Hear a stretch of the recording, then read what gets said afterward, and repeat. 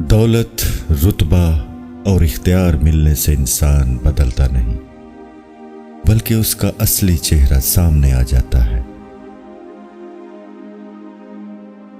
इंसान को बस एक बार ही आजमाना चाहिए, फिर जो उसका रंग होता है बस वही उसका रंग होता है। उसके बाद वो आपको नहीं, आप खुद को धोखा देते हैं।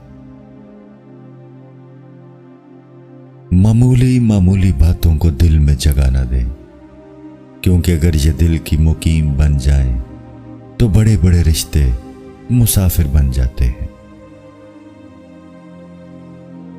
कुछ लोग एतबार के नहीं, एहतियात के लायक होते हैं।